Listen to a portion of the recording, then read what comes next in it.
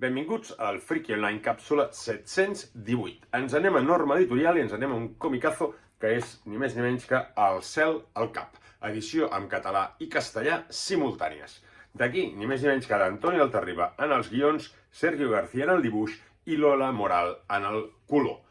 Espectacular àlbum en format franco-belga, més gran i tot, i amb uns dibuixos brutals. I amb un paginat de Sergio García que realment és trencar completament el vinyetatge clàssic i aporta vinyetes espectaculars utilitzant el que és la narrativa gràfica o el llenguatge del còmic d'una manera magistral i que és força molt interessant. Mira alguna d'aquestes grans pàgines.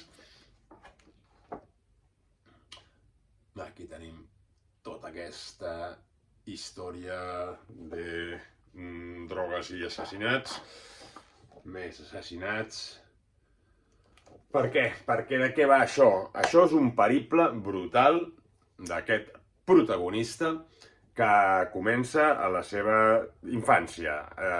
Aquest periple el portarà arreu i realment Altarriba fa una història brutal, punyent i molt ben portada que ens acabarà fotent una patada a l'estómac directe a casa. De què va? Doncs això. Aquest noi, nascut al Congo, està treballant a unes mines de coltan, explotat, torturat, etc. D'aquí passarà a nen soldat, a un nen assassí. I d'aquí anirà passant, i anirà sobrevisquent a la duresa del món i del que en diem tercer món. Realment brutal, amb un final que, com bé us dic, fa aquest cercle tancat i la patada ens torna a la cara directament.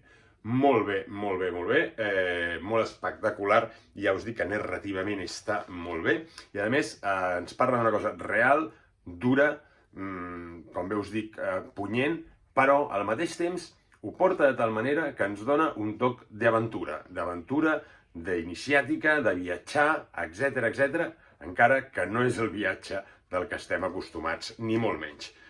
Molt espectacular, amb imatges, com us dic, molt bé, i també els colors que li ha donat a Lola Moral són molt potents, que ens van variant, depèn d'on estiguin els personatges, i amb tocs de color molt d'ambient, que ens funcionen perfectament per aquesta dura història que val molt la pena perquè ens farà reflexionar a tots plegats de qui som i què tenim en el nostre entorn i què passa en aquest món que en el fons no deixa de ser circular. El cel al cap, edició en català i en castellà simultànies de Norma Editorial. Salut i a llegir còmics!